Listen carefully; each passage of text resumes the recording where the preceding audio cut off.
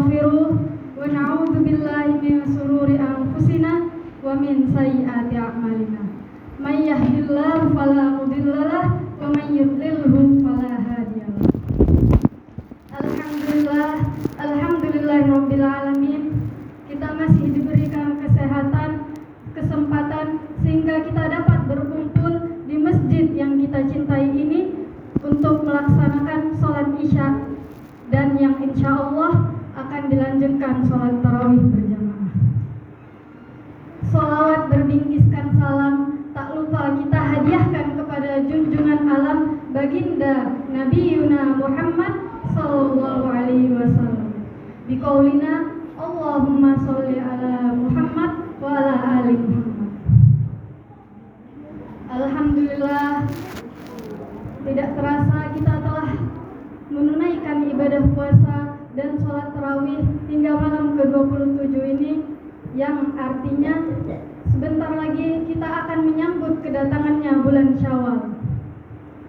Yang kami hormati Ketua DKM Masjid Nurul Azam beserta jajarannya, yang kami muliakan Bapak Imam Masjid Nurul Azam, dan yang terhormat Bapak, Ibu, saudara-saudari yang insya Allah dirahmati Allah SWT.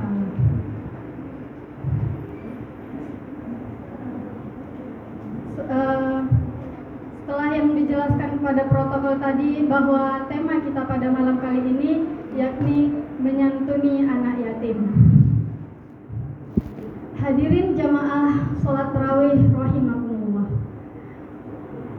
Bulan Ramadan adalah bulan yang penuh berkah, di mana segala amal serta kebaikan kita dilipat gandakan oleh Allah Subhanahu wa taala. Salah satu bentuk kebaikan yang dapat kita lakukan pada bulan ini yaitu bersedekah. Banyak sekali macam bersedekah yang dapat kita lakukan. Mulai dari berbagi takjil, bersedekah di kota amal masjid, hingga memberi santunan kepada anak yatim piatu. Rasulullah SAW mengajarkan, barang siapa yang punya rezeki maka sedekahlah dengan rezekinya, dan barang siapa yang punya ilmu maka sedekahlah dengan ilmunya. Yang dalam artian sedekah tak hanya harta, melainkan sedekah bisa dilakukan dengan ilmu, dengan tenaga, bahkan dengan bentuk senyum sekalipun. Hadirin jamaah sholat tarawih rahimakumullah. Kehadiran anak yatim sepatutnya memberi perhatian bagi kita semua. Di dalam Al-Quran, Allah menyebutkan kata yatim sebanyak 23 kali. Bahkan Al-Quran pun menegaskan bahwa sosok anak yatim patutnya dipelihara, dikasihi, bahkan diperhatikan.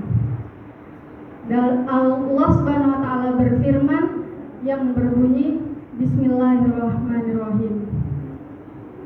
Wala taqrabu malal yatimi illa billati hiya ahsanu hatta yablugha ashuddah wa awfu bil 'ahd innal 'ahda kana mas'ula, yang artinya, dan janganlah kamu mendekati harta anak yatim kecuali dengan cara yang lebih baik atau bermanfaat sampai ia dewasa, dan penuhilah janjinya. Sesungguhnya janji akan diminta pertanggungjawabannya. Quran Surah Al-Isra ayat 30. Dari ayat tersebut dapat kita pahami bahwa terdapat banyak sekali keutamaan dalam menyantuni anak yatim. Keutamaan yang pertama, mendapatkan peluang dekat dengan Rasulullah SAW di syurga. Dalam hadis dikatakan yang artinya, aku Muhammad dan orang-orang yang mau menanggung beban anak yatim akan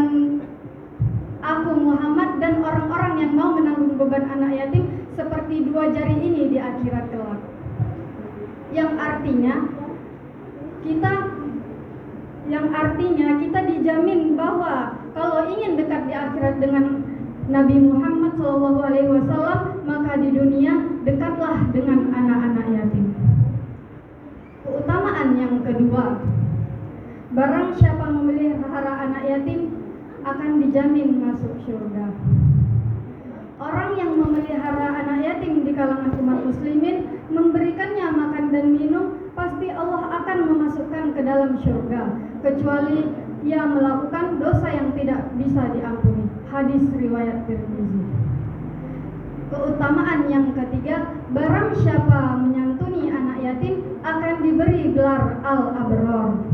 Ma makna abror? Abror yang artinya orang yang saleh atau taat kepada Allah Subhanahu wa taala.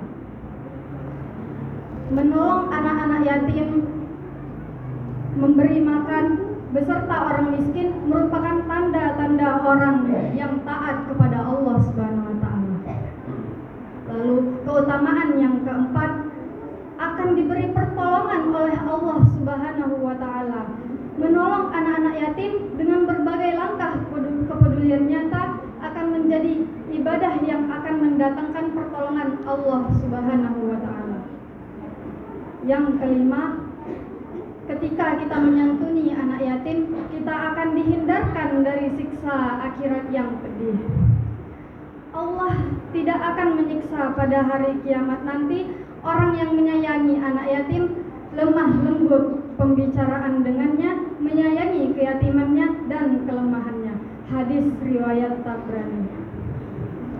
Lalu yang terakhir, sebagai bentuk amal investasi kita di akhirat, Nabi SAW bersabda, apabila manusia mati maka terputuslah amalnya kecuali 3 perkara. Yang pertama, anak yang saleh yang mendoakannya. Yang kedua, sedekah jariyah, dan yang ketiga, ilmu yang bermanfaat. Hadis riwayat Muslim. Sungguh banyak sekali keutamaan-keutamaan ketika kita menyantuni anak yatim. Kita dijanjikan oleh Allah masuk ke surganya, menjadi teman Rasulullah SAW di surga, menjadi amal jariyah, bahkan kita dijamin terhindar dari siksa akhirat yang pedih. Karena itu, marilah kita isi hari-hari terakhir bulan Ramadan ini dengan mengharap surganya Allah Subhanahu wa taala. Siapa yang diberikan rezeki oleh Allah, dekatlah dengan anak-anak yatim. Bantu pendidikannya, paling kurang usaplah kepalanya dengan penuh kasih sayang sebagai bentuk kecintaan kita kepada anak-anak yatim piatu. Mungkin cukup sekian yang dapat saya sampaikan. Terlebih dan kurang saya mohon maaf. Kepada Allah saya mohon ampun. Yakinkan dengan iman, usahakan dengan ilmu, sampaikan dengan amal. Beriman, berilmu, beramal. Dengan mengharap ridho Allah Subhanahu wa taala, yakin usaha sampai. Wabillahi taufiq wal hidayah.